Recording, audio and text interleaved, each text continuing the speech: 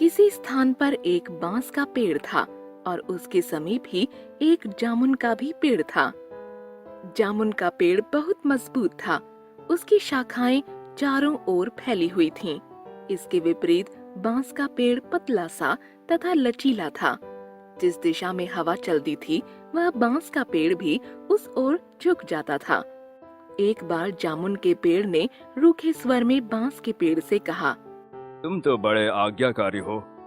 तुम हवा की दिशा तथा गति के अनुसार क्यों हिलते डुलते रहते हो? तुम भी मेरी तरह शान से सीधे खड़े रहा करो। तुम हवा से कह दो कि उसकी आज्ञा अनुसार नहीं चलोगे। कुछ साहस का परिचय दो। इस संसार में बलवानों का ही बोलबाला है। जामुन के पेड़ की बातें सुनकर बांस के पेड़ ने चुप रहना ही ठीक समझा। बांस के पेड़ को चुप देखकर जामुन का पेड़ क्रोधित होकर बोला, क्या तुमने मेरी बात नहीं सुनी? तुम मेरी बातों का जवाब क्यों नहीं देते?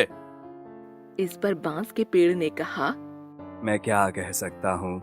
तुम तो मुझसे बहुत अधिक मजबूत हो। मैं तो बहुत कमजोर हूँ। लेकिन मेरी एक बात ध्यान पूर्वक सुनो।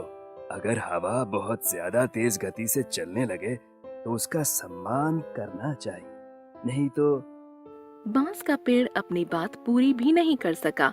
तभी जामुन का पेड़ अत्यंत क्रोधित होकर उसकी बात काटकर बोला, किसी भी प्रकार की हवा मेरा कुछ नहीं बिगाड़ सकती। उस समय मंद मंद चल रही हवा ने जामुन के पेड़ तथा बांस के पेड़ के बीच चल रहे संवाद को सुन लिया।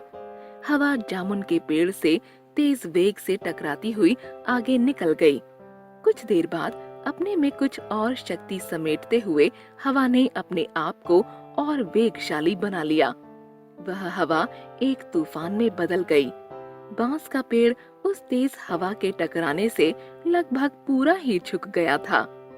फिर वही तूफानी हवा जामुन के पेड़ से दोबारा जा टकराई।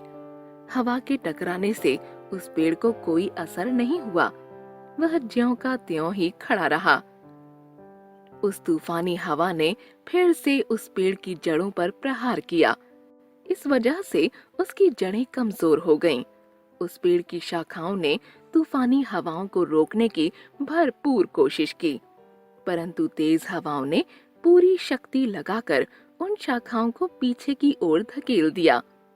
इस प्रकार जामुन का पेड़ अपना संतुलन खो बैठा। उसकी जड़ें कमजोर हो गईं तथा अपना स्थान छोड़ दिया और उसके बाद वह पेड़ धराशायी हो गया। जामुन के पेड़ का अंत देखकर बांस का पेड़ दुखी मन से सोचने लगा, आखिरकार जामुन के पेड़ का अंत हो ही गया। काश उसने मेरा कहा माना होता और हवा का आदर किया होता। परंतु वह तो घमंडी था। उसे शायद यह नहीं मालूम था कि घमंडी का सिर कैसे नीचा होता है।